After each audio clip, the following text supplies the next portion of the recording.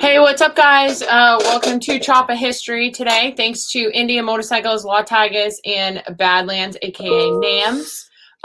Today we have a good friend, Chris Callen from Cycle Source, coming on. But I wanted to address a couple of things before we get, which I actually made myself a list. I first and foremost wanted to give a big shout out to Bob Gamache, who is my mechanic on all my antique stuff, helps me out big time. Today is his birthday. Hey, Bob, happy birthday. So happy birthday, Bob. If any of you guys are local and know Bob, make sure you wish him a happy birthday. Yeah, he's probably not on our show today because he's hauling cranberries. It's cranberry season here. So he's hauling cranberries out of the cranberry bogs and bringing them to Ocean Spray. Yeah, and then hopefully he'll be right back on old bikes. And Yeah. I know he's helped a ton of you guys with your tanks that tune in, that are on the Cannonball. He's a great overall mechanic and a great guy. So happy birthday, Bob. And Monday was Dee's birthday. So happy birthday to Dee. She works here part-time, helps us out with all the stuff that we do. So happy birthday, Dee.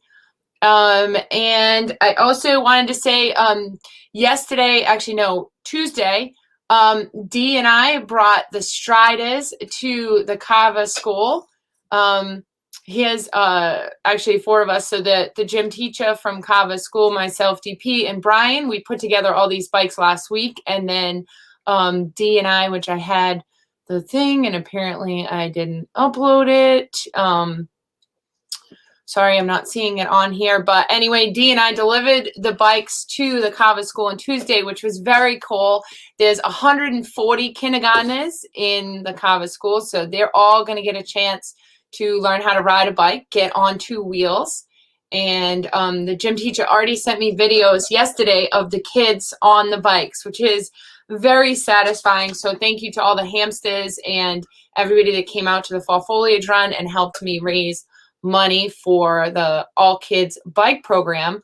Yeah, and we've been doing that the last 2 years for the foliage run. It wasn't only this year, but last year we also raised money along with several other things. But one of the issues was the kids' bikes, the Striders. Yeah, and so I just posted in the comments the link. If any of you guys want to donate to the all kids, there's a link in the comments, and you just click on it and you can donate. I'm actually working on another school. I got Bridgewater, which is the next town over.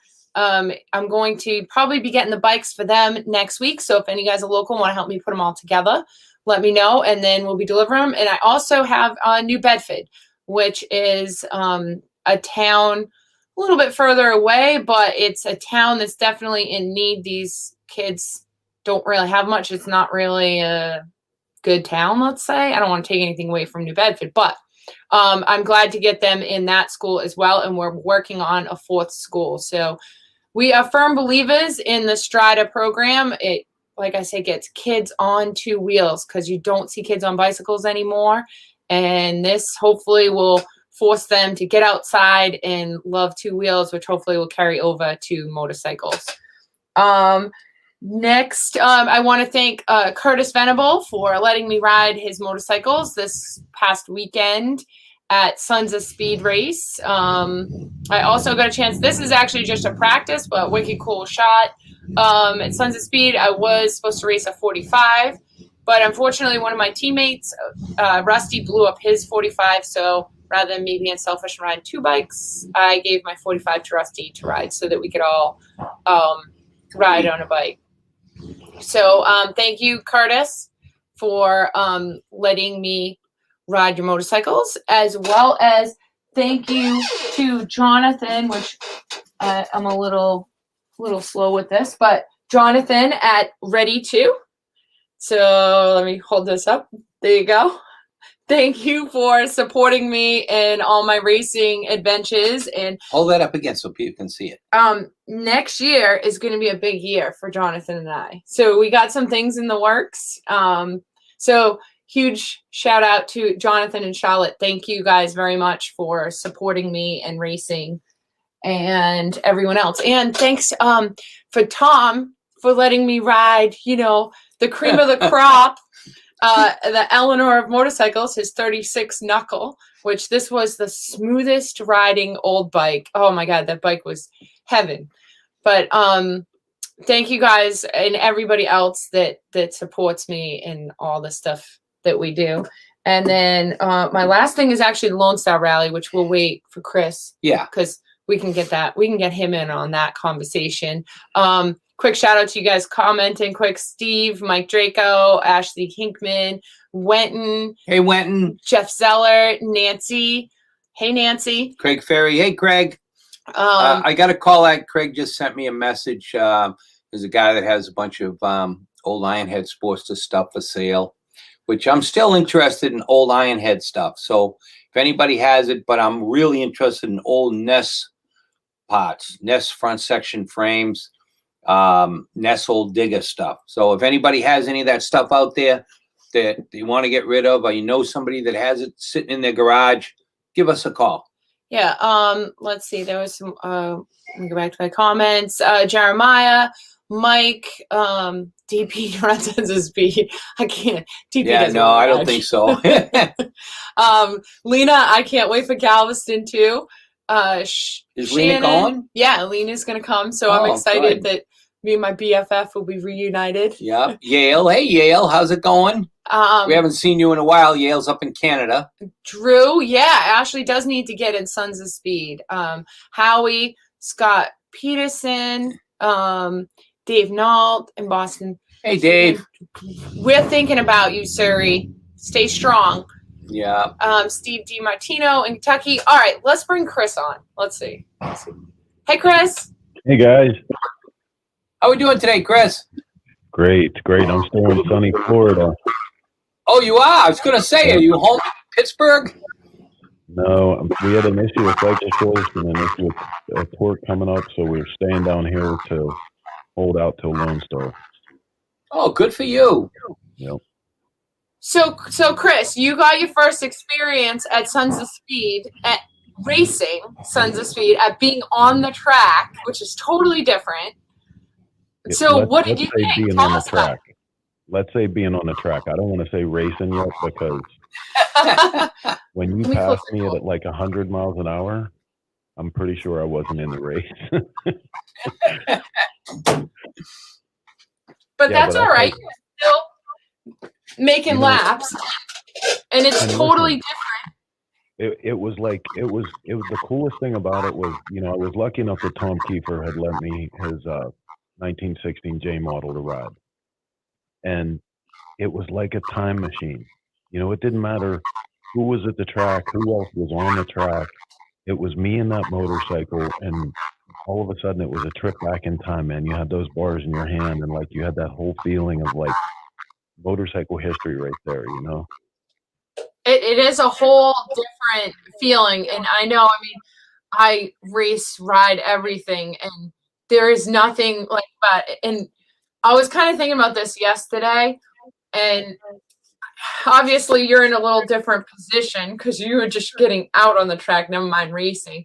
But I was thinking about it, and I am so intense out there on the track that there was several times where I couldn't see, as silly as that sounds, because the bike is vibrating so bad and you're in such an awkward position that my eyes go kind of googly where I can see it. Like, I know I got to go. And that's the biggest thing out there is you got to look where you're going. And that's all I kept thinking was just turn my head, because that's in the corners. That's, you got to be able to look ahead. Yeah, so like the first couple laps, it was just about, okay, don't fall down, and then I would get behind, you and Toast, and I was watching what you guys were doing, and all of a sudden, from growing up in Pennsylvania with motocross and everything, I understand picking lines and, a lot of the racetrack etiquette. So I got comfortable with it. And every time I went around, it was a little bit more. I got a little bit better of a line. I held my speed a little closer into the turn. But I'll tell you what, from coming to Sons of Speed from race one and watching you guys, the amount of talent that's on that track right now, like where you guys have taken us to, is super, super impressive, because it's no joke. It's not like, if anyone out there is listening and you think, oh, the funny old motorcycles going out and just having a little bit of fun. It's not, man. There's some serious racing going on. There's some real talent. Yeah. Oh, no yeah, doubt. there was definitely some serious racing. Yeah, I don't really want to get into it, but I do wish that he would separate the people a little bit more, because, like, no offense to you, but the newbies and the people that aren't used to being out there on the track are slowing us fast guys down. Yeah. And it's almost like it's not fair, because we want to go. We are out there to race. Like, I am intense. Like, I want to go. Like, get out of my way. And you where we don't have any brakes, you're new at it. Like, I don't know which way you're going to go. I don't want to crash, nor do you or anybody. So it's almost like you got to separate them. And well, there, and I'm sure everybody sends Billy Lane 100 different comments and suggestions, but there's probably two ways that you could do that. You could do like they do in motocross and cross country and do an A, B, and C, where your experience level moves you up through the classes. Or you could even do like, basically all you need to know, like, I didn't get in any trouble with anybody, even when guys were passing me tight to the wall, because when I heard them coming, I didn't do anything. I held my line, I stayed where I was supposed to stay, and I didn't become a variable. You know what I mean? I think if there was, like in Bonneville, there's a qualifying process where you have to do your rookie stuff and you have to learn the track and learn track etiquette. Maybe there should be something like that, where you have to do one race or at least one day of race school so that you know the basics that are going to keep you safe and everyone else out there too. So it takes that out of the equation. yeah, That's a great idea. And the ABC thing, even A and B, more than anything, keeps the races safer also. It can be really dangerous when a rookie is out there and he's changing lines and, somebody comes up on him and, those bikes have no brakes. Billy just needs some help with it. He needs to, get some help running it. Billy's doing a great job with what he's doing. For what he's built. It's such a good race. I mean, and there's going to be more and more people that want to do it. I think that's the biggest thing with all of us here. Right? So you're stuck in a spot where you're trying to make sure that the fans have enough to watch, that it's exciting. So enough motorcycles on the track at one time, because like we were talking about in the pre-show, with only 2 bikes in one class, it's kind of hard to be excited about that race. So especially when they come slow as a herd of turtles. That's got to be a hard thing for them. But that's, any of you guys out there, all the Cannonball guys, all the AMCA guys, get to these things and support it. Fill those classes up so that, so things can run right, so that maybe there could be an A, B, and C for experience level, or, more classes and more process involved in it. But it's going to take more motorcycles. It's going to take more participation to get it there. Yeah, I mean, I think too, like, the whole point, like, to me, of having heats is to eliminate people. Like, and that's, motocross racing, they have 3 heats, however many heats they have, and then an LCQ. So, okay, you have one more chance to get in the final. That's how I feel like he should do it. Whereas we had 3 heats and nobody got eliminated. It was the same. So what's the point of having heats, And those bikes too, like, I was literally like praying to my bike, like, come on, 6 more laps. Because, I mean, I'm riding a 100-year-old motorcycle wide open. Yep. They're only going to take so much. It's only a matter of time before they break. And see, again, on the side of the promoter, I can identify with the fact that Billy wants to make sure everybody feels like they got their value out of their entry fees, right? And again, with more people and more participation, maybe it ends up where there's a whole day of qualifying, and then when it's the feature, when it's the main event, it does go exactly like you're saying. So it can be quick. The race goes down, you know, and that's it. And then that way, the amount of time for people in the stands and everything else too. But, you know, again, it takes that participation. It takes enough people coming out and doing the stuff both on the track and in the stands, because if you're going to have a qualifying day, you even need enough people sitting there watching and paying a ticket price to come in for that. I correct me if I'm wrong, but in Daytona in March, it's going to be a night race, correct? Yes. Okay, so that's good, because like I felt bad for the people literally in the stands because it was so hot out there. I'm like, they got to be baking in the sun, you know, for an hour, never mind 3 hours. Yeah. So it's like by the end of the race, it kind of stunk because we lost half the audience, probably just because it was too hot. You know what that was making me think about, and you guys will know this. Maybe not you, Jody, because you're so young. But you guys had a really, really killer old time motocross track up by you. I forget the name of it, but was it Munson? So we had those too, like in Pennsylvania. And if you remember back in the day, the way they used to combat that heat problem, because it was everywhere, because you were standing out in the middle of a farmer's field, basically. Yeah. They had the old time snow cones. Those were like the hottest of the racetracks, man. You know, and like. Yeah. I was thinking about that day because it was so brutal hot. And you know what was funny? Everybody was making fun of me for having my Motion Pro umbrella. When we got out for the panoramic picture, I was sitting there going, how funny is that umbrella now? Yeah, I actually took one of your umbrellas and was using it.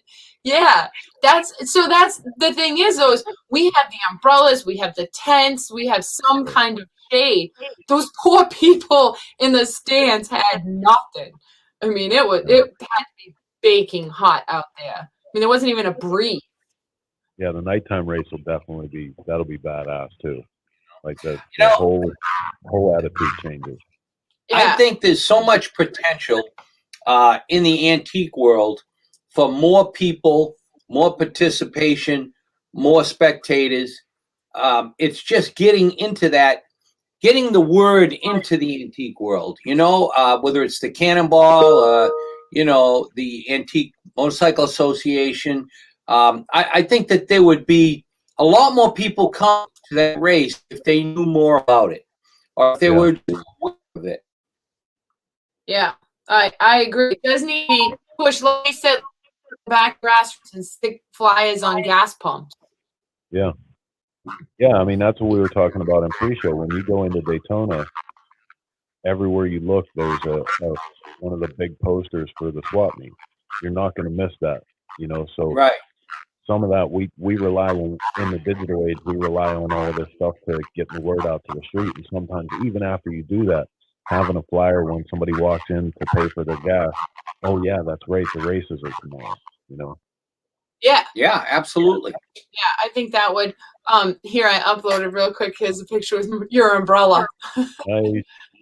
Yeah, that's a good way for sponsors too. That's what we would think, because you know DP and I are so good at marketing.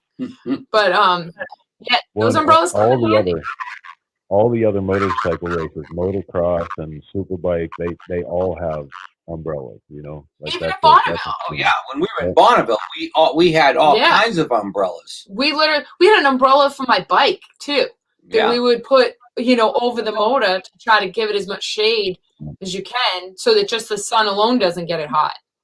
You know, it's funny about Bonneville. People think that, well, how hot could it be?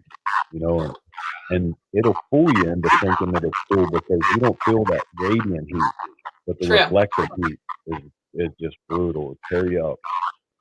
Yeah. Oh yeah. Bonneville is you definitely need shade in Bonneville, no question about it. You know, in between the runs, I'd sit in the truck with the air conditioner on for a while, you know. Here's a picture of that. So there's you and Tom. Yep. Keeper's such a good dude. And there's Steve Burrows in the background looking for what advice he needs to give us next. Yeah. And then Sean, right there to the right. So he's my fellow cannonballer on Team Banquets. And him and Tom Banks now have the bug Sons of Speed. Yeah, I started talking to Tom about Sons of Speed because when we were on the chase, I had Heather on the back of the bike and she was videoing. And at one point I had got up beside Tom and we did some video. And then I went past him, and then he flew past me. We're both guys from the neighborhood in Pittsburgh, so he's on an old bike, I'm on a new bike, and it didn't even matter. We took off like two bats out of hell, and we're racing through the pack of the chase.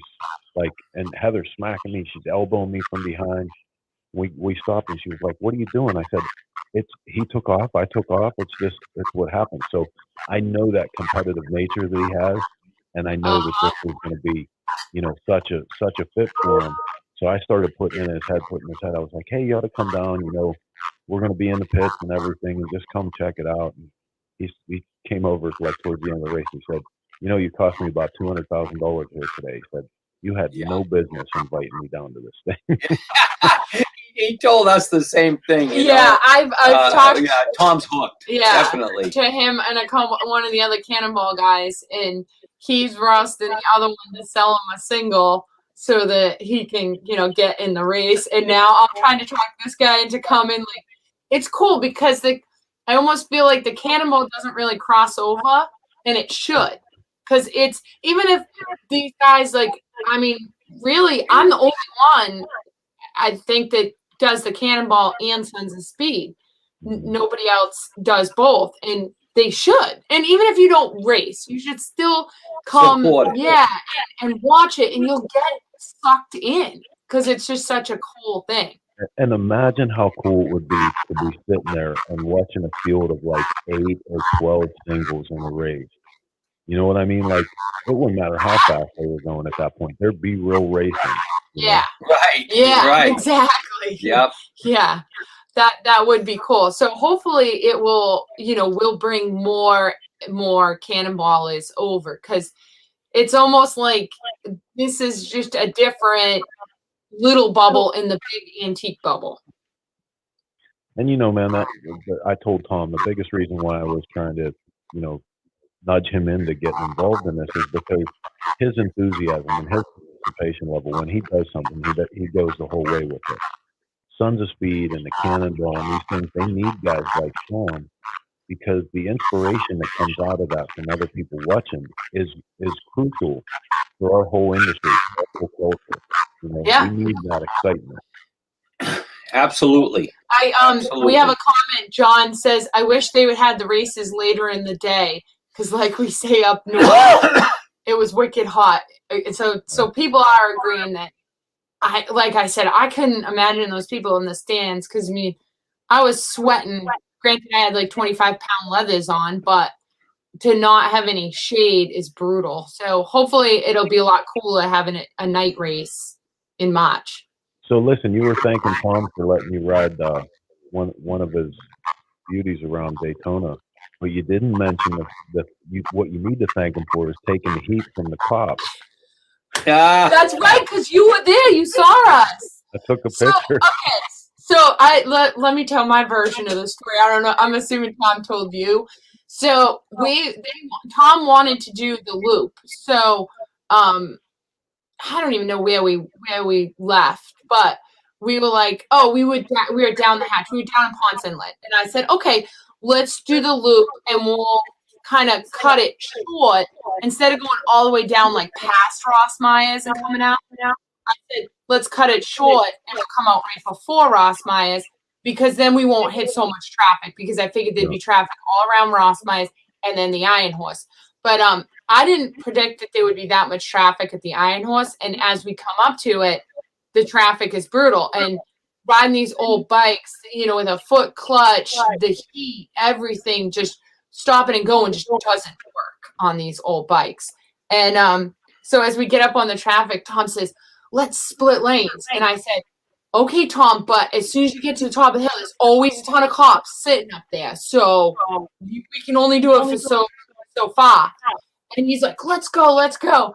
So I'm like, okay, sure. So I turn around to Sean, and I'm like, split lanes, let's go. And Sean's like, and so the three of us, we're like creeping, the traffic's like creeping along. So we're not flying, we're just moving, because we gotta keep moving.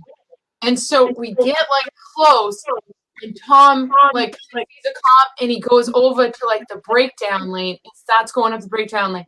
Sure enough, I see a cop. I'm trying to yell to Tom, totally not here in La La Land. Yeah. And the cop pulls right out in front of me and goes right after Tom. So I immediately kind of pull in traffic, and the cop gets Tom over, stops right in front of me. So I had to pull over, and we were like, all right, whatever. And Tom and I both were like, Sean got away. Sean's going to get away. The cop put his bike on the kickstand so fast, jumped off of it, ran in traffic, and was screaming at Sean to pull over. So, needless to say, he ended up getting all three of us. And we ended up taking several pictures, which Chris took pictures because he saw us pulled over.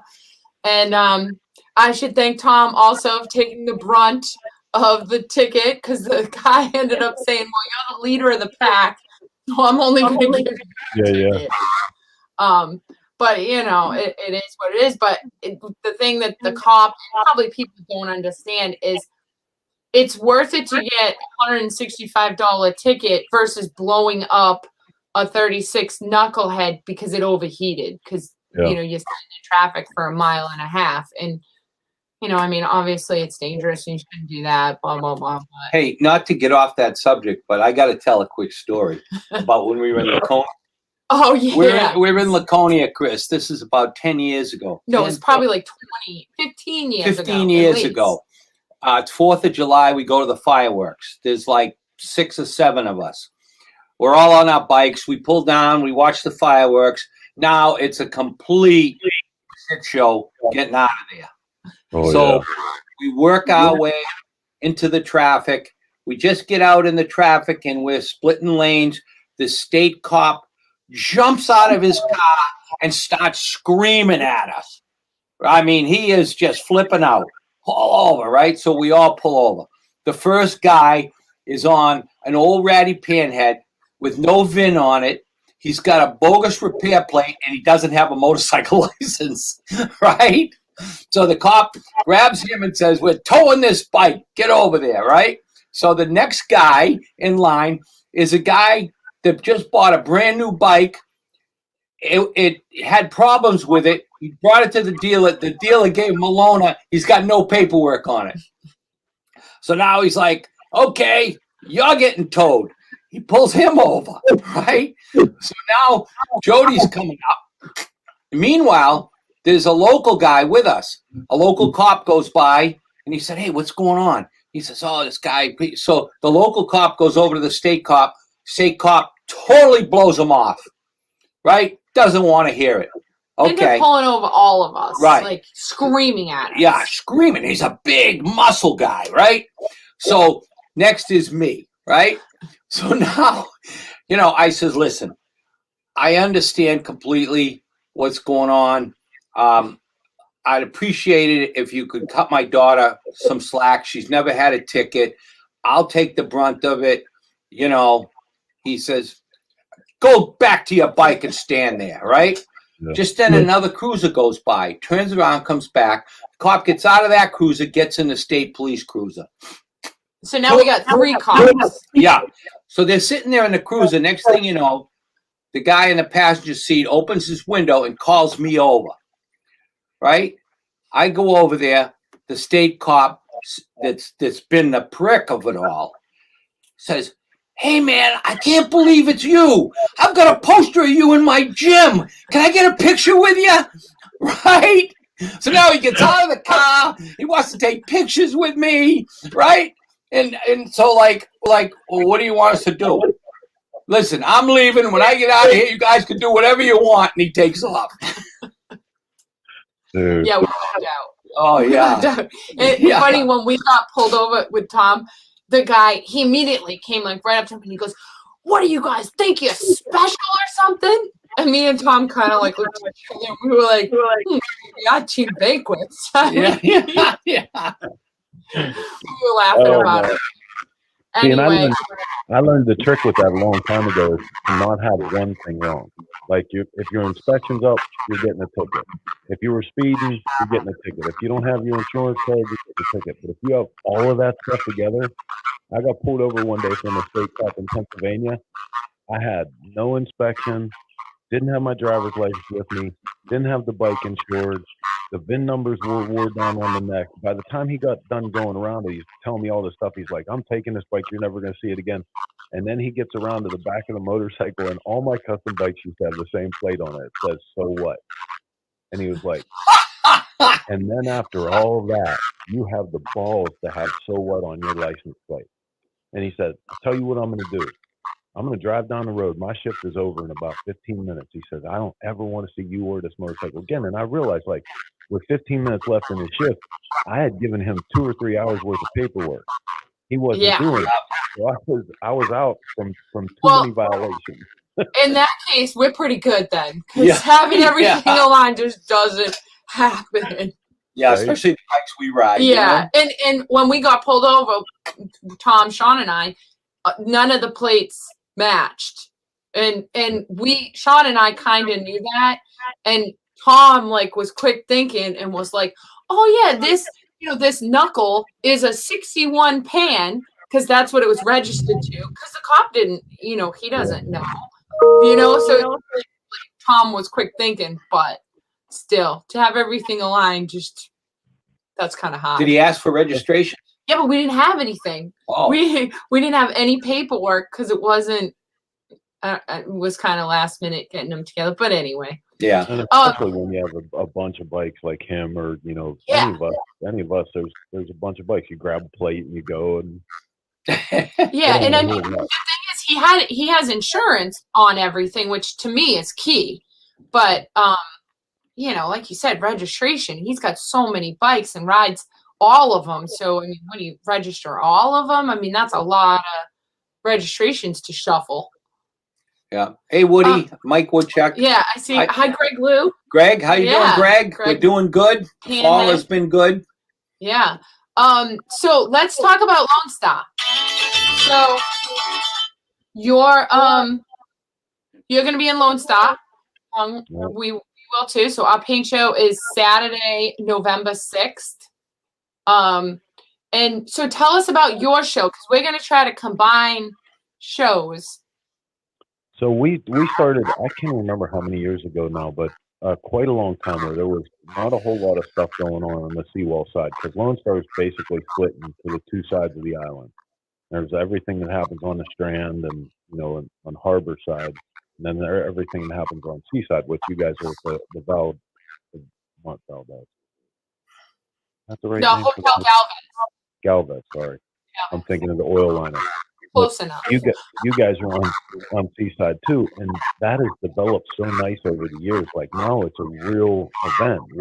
When we first got there, there wasn't a lot going on, and Melissa was like, well, you want to do a bike show and stuff over there, whatever you want to do. So we just started holding an open custom bike show, for all models. I think like 30 different classes that we let people come in with, and it's just a celebration of culture there, because Lone Star, for anybody that hasn't been there, we always call it our hidden gem.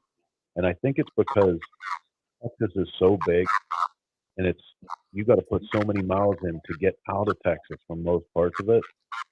An event like the Galveston Rally is like their Sturgis, so it's wildly attended. Yeah. I mean, 4, 5, 600,000 people at times, Yeah. People don't, you can't explain to somebody what Galveston is like. Yeah. I mean, they just, when you tell them 400,000 people, you can't comprehend it until you go there and see it and see all the craziness that's going on. It's like a throwback to the 70s.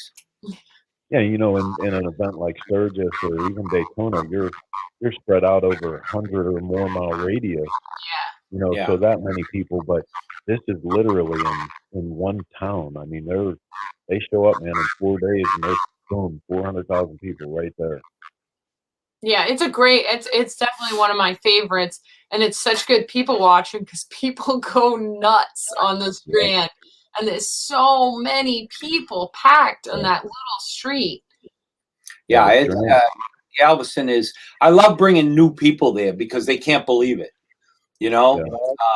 I brought a couple friends a few years ago, and we go out on Thursday night and we're up on the balcony and they're like, wow, this is really cool. I'm like, just wait.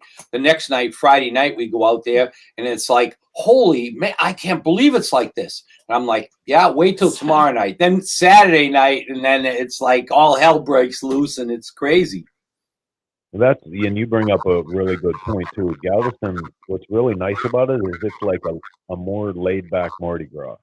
Yeah. Because it has the elevated iron porches on a bunch of the buildings, and same kind of feel as New Orleans, but obviously not the same kind of Mardi Gras crowd. It's like a biker Mardi Gras.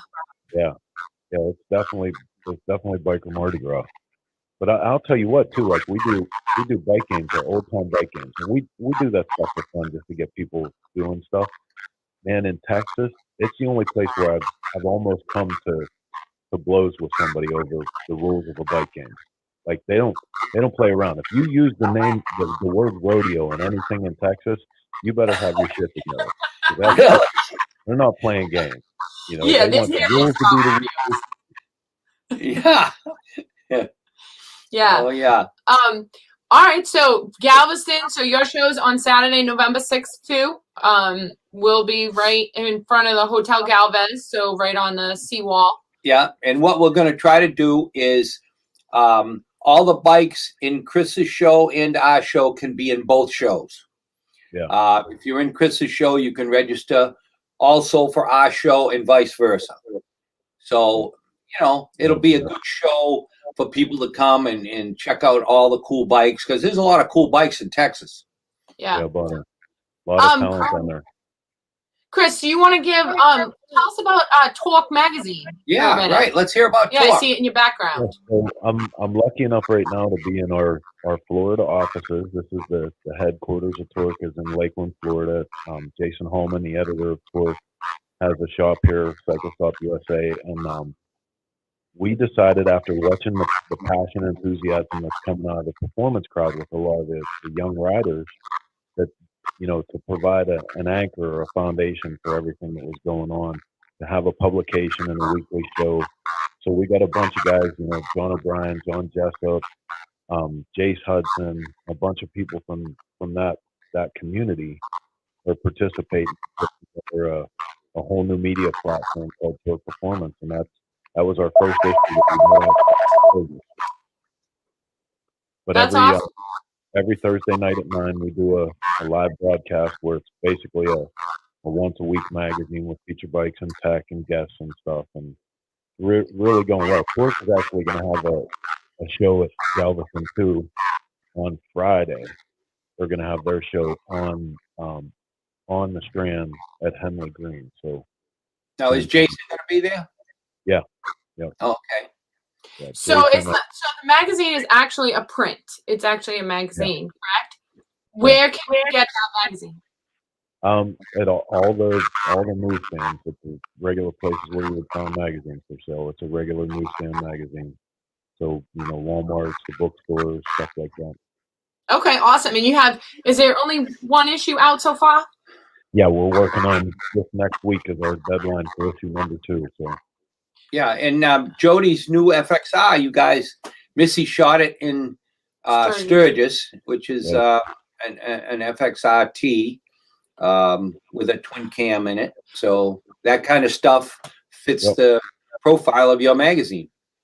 Yeah, and really, like we had going into this, because every generation wants to be different than the generation before that, and they want to have clear definitions of what they do and who they are. We had a bunch of the clubhouse meetings coming into this about, okay, well, what is performance? And everybody had a different idea of it can be this, but it can't be that. And ultimately, we don't want any exclusionary provisions in it. So we came up with the idea that torque is, or performance is what you do with it, and that's what Torque's about. So really, it can be anything from an old 70s straight line drag race bike the whole way up to the most modern fuel injected performance bagger. If it's about performance, if it's about applying the functionality of a motorcycle, it fits into what we do. So does that mean Tom Kiefer's single can go in Torque magazine, because that's performance for Tom? I'll tell you. You're trying to bait me in. You're trying to bait me in. I'm not going to do it. I love Tom. Hey, everybody, like you said, everybody's got their own definition of performance. So. No, but actually, in the first issue, let me see if I can find it while we're talking. We do a thing in Twerk called Performance Origins. And we talk about the fact, for the purpose of education and so that people don't get hung up on, like I said, what is and what isn't performance. But this was in the first issue. Oh, that's cool. Is that Billy? Yep. So it's a whole story about Billy and Thunder Speed and the Mac. So I mean, yeah, it does apply because that was racing and performance started in motorcycling the day that they finished the second motorcycle. Right. Yeah, that's very cool. I'm gonna say hi to Walter Curro. Yeah. Mike Woody. Mike Woodachuk again. Greg Law. Greg Lou. Oh, Rob and Rhett Rotten are watching too. Oh, so, hey guys. Fellow Sons of Speedus. Yeah. Yeah. It was so good to see Rhett. And if I can say one more thing about Sons of Speed too. Yeah. I grew up in racing. I grew up with the Lojack family. They were still Eddie Lojack, still today, the winningest cross country champion. Back when the cross country races used to be 100-milers, they called them. And in all facets of racing, you see the evolution when racing gets more to the professional level. You start to lose some of the community around the track. This thing was as close to as pure of that as I can imagine. Like everybody in the pits. Freddie has a guy cooking hamburgers and hot dogs. Everyone's trading parts and helping each other. That would be worth it just for me to go to the pit and be part of that community around the track. Even if I didn't get the race, like it was such a great thing. You guys have a very special thing there. I had one of Freddie's cheeseburgers and they were delicious. Yeah, he should have a food truck there. A food truck would be perfect because I figured. The snack bar was going to be open, and of course, there was no food or drinks there at all. Yeah. You had to rely on people, which we had.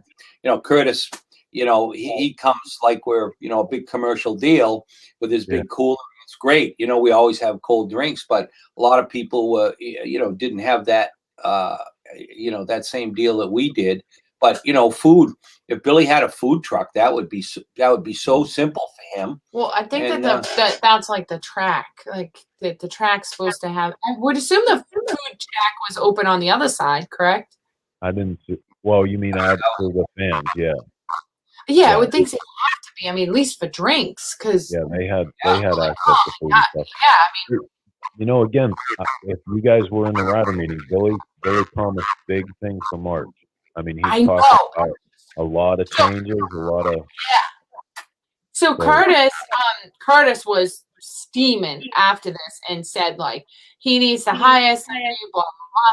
And I said, well, in the riders meeting, because Curtis wasn't there, it was only us riders.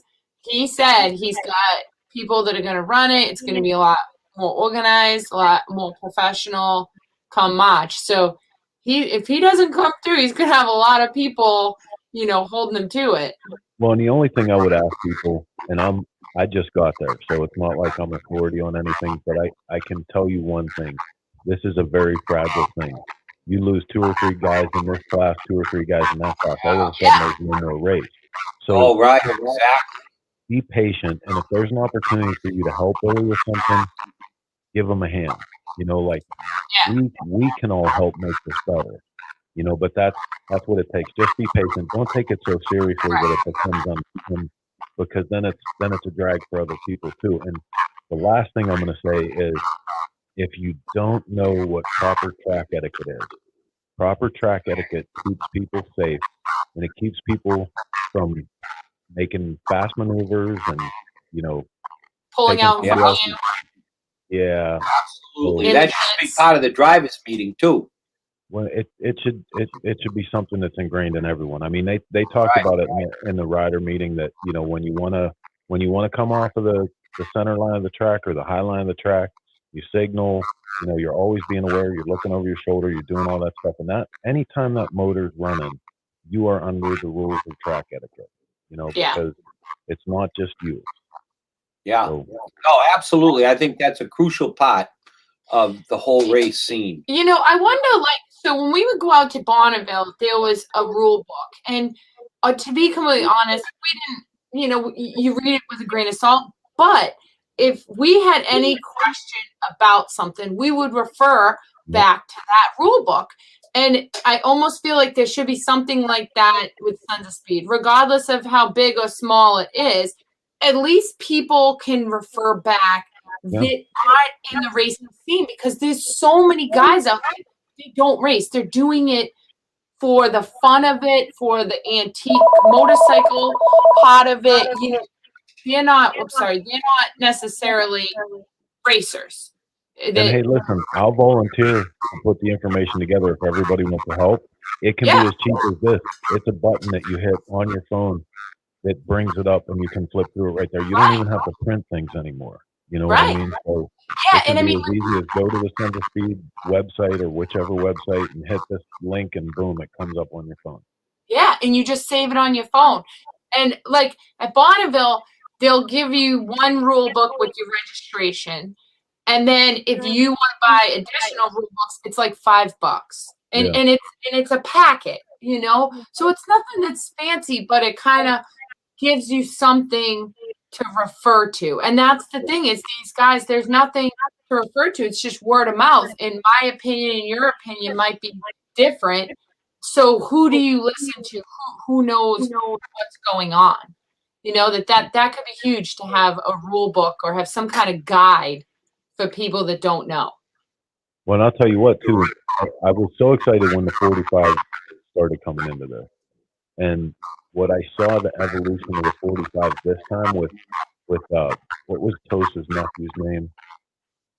He was fast. Yeah, he was real fast. Fast. For my money, yeah, for my money, the race of the day that was going on was between him and eBay Jake, man. And like, absolutely, it was some of the coolest racing that I've seen in a long time. They were literally, you could see strategy at play there. You know what I mean? And you don't see a lot of that. You could see strategy that, you know, where they were coming in on the high side of the turn and pushing each other around the lines, and like that was super badass.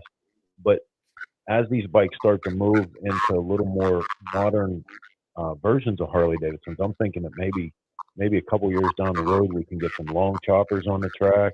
We'll get up to maybe panheads. We can get them. We'll call it the 18 over truck. I was trying to find. I saw it this morning, and I tagged eBay in it, but I can't find it. Somebody posted a picture of the two of them, and it was a good picture because it was like intense. And the two of them, and actually Joe was ahead of eBay, which, I mean, we all know eBay's the best. He's the fastest out there. So it was awesome to see somebody like really push him. Someone that's going to be. It was a handful. Joe was a handful for him. I mean, when I say that thing about race strategy, eBay had to pull all that out. He had to pull out all the tricks, man. He had to go to school on that cat. Yeah. I mean, that bike that Dan Totes built, I mean, that was a beautiful bike. I went down and spent some time with him in the pits before the race, just looking at that bike. And I mean, that was, you know, that was probably the nicest built bike there, as far as I'm concerned. When that kid gets a little more miles under his belt, he's going to be right there on eBay. Well, he was this time. I know, but like even more so, pushing him. Yeah, he's a good rider, and that bike is a good bike.